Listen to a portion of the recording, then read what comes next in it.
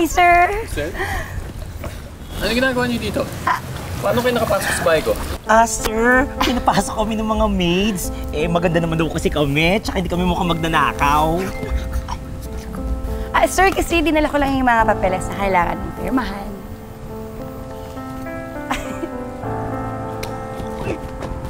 Actually, sir, alam mo, pinagluto kita ng lunch. Ayan. Masarap yan. Ako nagluto nito.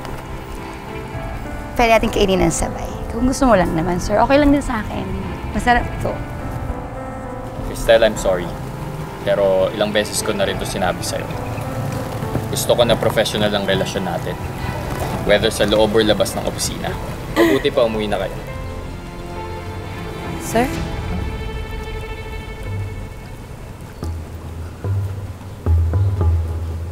Puwis. Girl, mukhang hindi ka naman kasi type ni sir. Diba? Matagal mo siyang hinaharot. Parang wala pa rin effect. Hindi tayo. Ano kumain? Hindi pwede.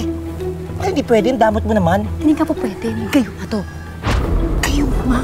Sige, lakasan pa. Saan mo nakuha yan? Kasi nga, di ba yung lola ko, umuwi galing probinsya. Siyempre marunong yun sa mga gayo-gayo, may mga kulang-kulang. Siyempre nagpaturo ako. Siya gumawa. Girl, desperada ka na. Ako? Desperada? Hindi ako desperada, no? Madiskarte lang ako mautak. Kaya yung promotion na yan, at si Sir Lander, makukuha ko yan. Dahil wala akong gusto na hindi ko nakukuha. Naiintindihan mo? Excuse me.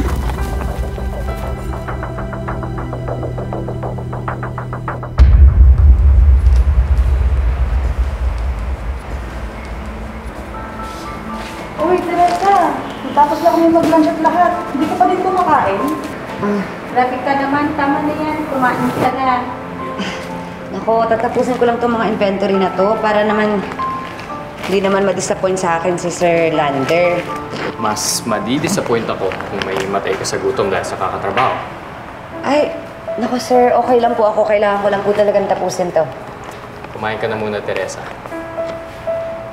Okay lang po, sir. Maunan. Ano po?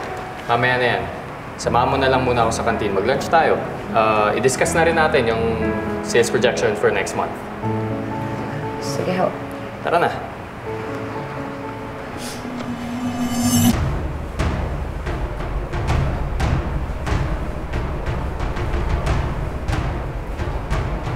Ay, may pagpa-lunch with the boss. Si Sir Lander ang nag-invite ha. Mukhang nauungusan ka na, Cristel.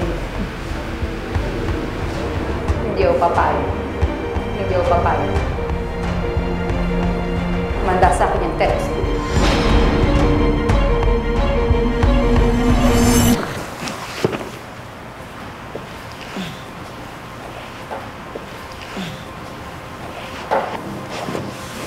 So, ano? Masarap ba yung kain niyo ni Sir kanina? Pwede ba, Cristel, nagtatrabaho ako? Alam mo, mukha nga eh. Sobrang sipag mo magtrabaho, pati si Sir tinatrabaho niya. No?